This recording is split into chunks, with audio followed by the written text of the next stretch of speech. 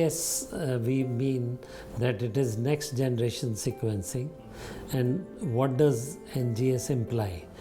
NGS implies that it is in next generation sequencing.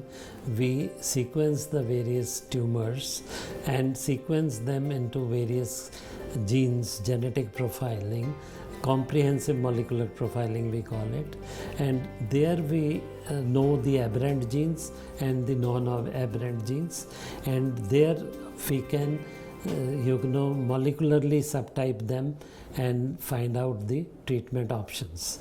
Now, what are the indications of NGS? The indications of NGS are: number one, it can be done for difficult cases. Number two, it can be done once you are done with the routine relevant options. Thirdly, it can be done, ideally it should be done in all the cases, where I feel that it should be done for all cases to find out treatment options. And sometimes we use these options maybe together or maybe options in a separate manner. First, we use the routine treatment, which is conventional treatment, and then we go on to personalized treatment. So personalized treatment can be done by virtual molecular tumor board, which we already are running and which gives us molecular profiling. The NGS gives us molecular profiling of the tumor, and we can know multiple aberrant genes and which drugs will act on that. Now, the main purpose of this is precision medicine and personalized medicine. And what is personalized medicine? Two patients of stage 1 breast cancer will not behave alike even if they are hormone receptor positive and HER2 negative. So how to distinguish them? How to say which treatment option would be better for patient A than patient B? So this is where our molecular profiling helps. This is where NGS helps. Next generation sequencing tells us about various mutations in the genes, or various fusion in the genes, or various insertions in the genes, or various genetic malformations.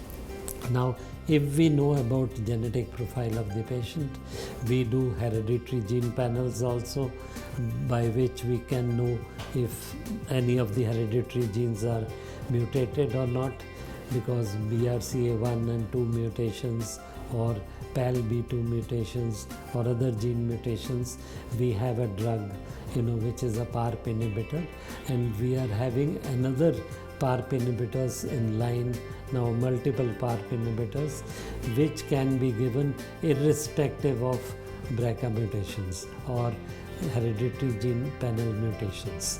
So irrespective of mutations, if we can give PARP inhibitors, it would be very beneficial for certain patients having these mutations or may not be having these mutations. For example, in ovarian tumors. Now, ovarian tumors, after giving the chemotherapy, after surgery, we have hardly any options. Where we have at present now, the option is of giving PARP inhibitor in BRCA mutated patients or in patients having the hereditary gene mutations positive. Now there, if the hereditary genes or that we call germline mutations or somatic mutations are present, there we can give these drugs. But if they are not present, then what to do? Then we go on to targeted therapies, where we can also use another PARP inhibitor, which is being tried now in a conventional trial in US, and that is being tried for maintenance therapy of these ovarian tumors. So by NGS, we can know the profiling of the tumor. Now, for example, we have PI3 kinase mutations in breast cancer. Even in hormone receptor positive, we are finding that even if we are using the cyclin dependent kinase inhibitors, CDK4/6 inhibitors, they get sometimes resistance to CDK4/6. Then what to do next? again we go on to NGS. If we go on to NGS, then NGS tells us it is PI3 kinase mutation. If PI3 kinase mutation is there, we can use the PI3 kinase inhibitors, which are alpelisib like alpha inhibitor, or muperlisib, which is pan PI3 kinase inhibitor. So what I mean to say, giving you examples like this, the NGS is very beneficial even if it is done in earlier stages. Not necessarily that when the tumor metastasizes we should do it, not necessarily when we are in difficulty. We have options which have opted out of all the conventional options, then we should do it. We should do it early on, and early on NGS will help us making a decision on precision medicine and personalized medicine for each and every patient.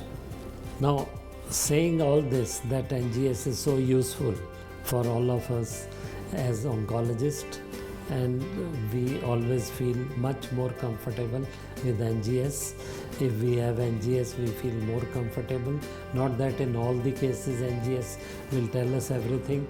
In some cases it may give us more information, in some cases there may not be added information, but if it is available at an affordable cost, then it is nothing like it.